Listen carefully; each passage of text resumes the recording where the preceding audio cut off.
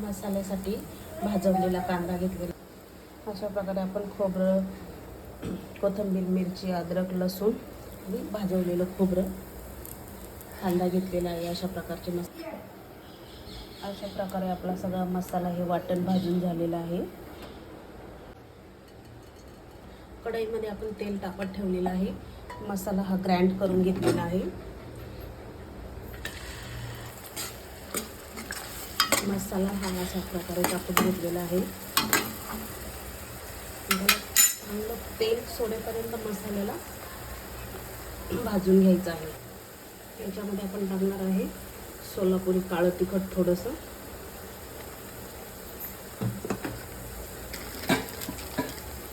त्यानंतर टाकणार आहे थोडीशी हळद पावडर,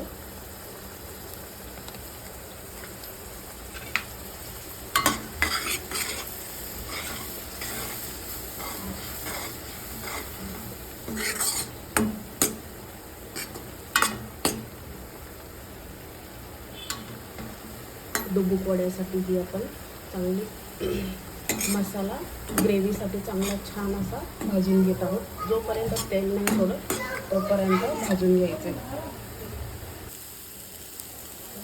छानपैकी मसाल्याने तेल सोडायला सुरुवात केलेली आहे.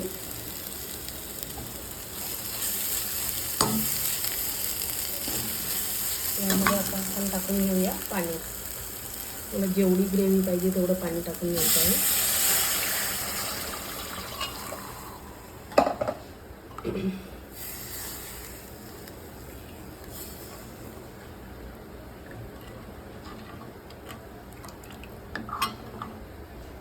याला छानपैकी उकळी येईपर्यंत आपण यामध्ये घेतलेलं आहे अद्रक लसूणची पेस्ट, मीठ, हळद थोडीशी आणि 1 वाटी बेसन पीठ. त्यामध्ये आपण पाणी घालून घेणार आहोत आणि याची मिक्स अशी पेस्ट बनवणार आहोत. इकडं तोपर्यंत आपल्या ग्रेव्हीला छान अशी उकळी येत आहे. छान प्रकारे आपली अशी पेस्ट तयार झालेली आहे आणि ग्रेव्हीला छान अशी उकळी आली की मग त्याच्यात असे छोटे छोटे गोळे गोळे बनवून टाकायचे आहे आपल्याला. बघा अशी छान प्रकारे उकळी आलेली आहे आपल्या ग्रेव्हीला. याच्यामध्ये सोडायचे आहे असे.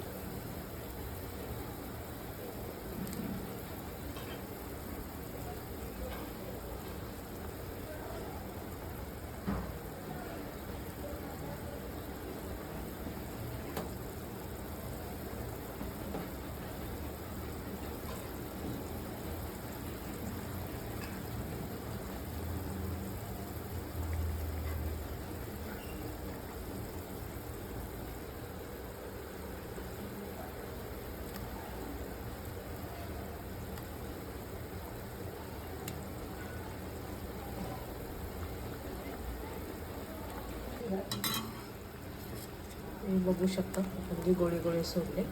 अशा प्रकारे डुबुक वडीची भाजी तयार झालेली आहे. सुंदर अशी त्याला उकळी काढून घ्यायची आहे. ही बाजरीची किंवा ज्वारीची भाकरीबरोबर खूप सुंदर अशी प्रकारची टेस्टी लागते. अशा प्रकारे आपली ग्रेव्ही तयार झालेली आहे. त्याच्यामध्ये कोथिंबीर घालून घ्यायची आहे. हा आहे आपला आजचा गावठी बेत.